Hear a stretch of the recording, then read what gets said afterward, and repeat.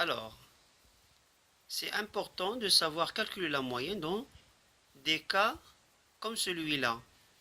Quand on a des données où nous avons des intervalles. C'est-à-dire là, nous avons le temps, et le temps est compris entre 0 et 10, de 10 à 15, 15 à 20, et 20 à 25. Et pour chacune des données, nous avons des effectifs correspondants. Comment on fait pour calculer la moyenne? Bon, écoutez, on prend la valeur centrale de chaque intervalle. Et avec cette valeur-là, on pourra calculer la moyenne comme on a l'habitude de le faire.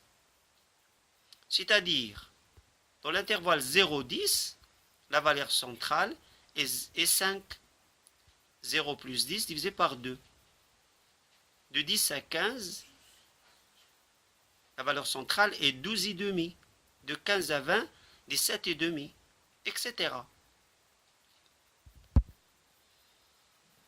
Donc le temps moyen est 5 fois 4, plus 12,5 fois 15, plus 17,5 fois 23, plus 22,5 fois 18.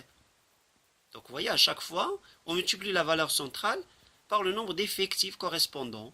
En additionnant le tout, puis on divise par l'effectif total, c'est-à-dire la somme des effectifs, 4 plus 15 plus 23 plus 18.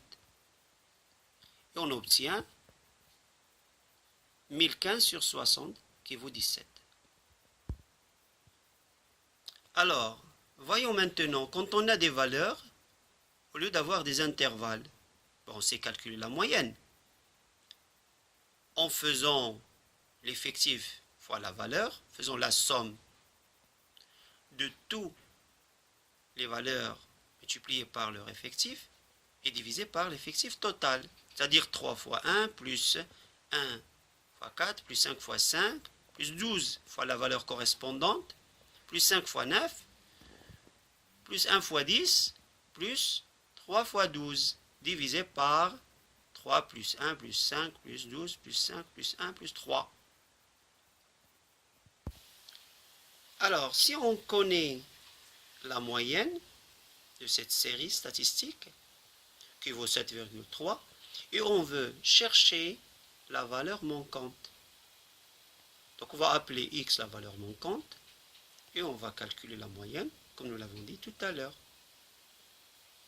1 fois 3 plus 4 fois 1 plus 5 fois 5 plus x, la valeur manquante, fois 12, plus 9 fois 5 plus 10 fois 1 plus 12 fois 3, divisé par la somme des effectifs, doit être égale à 7,3. Si on fait les calculs, on trouve 123 plus 12x sur 30 égale à 7,3, ou encore 123 plus 12x égale à 219.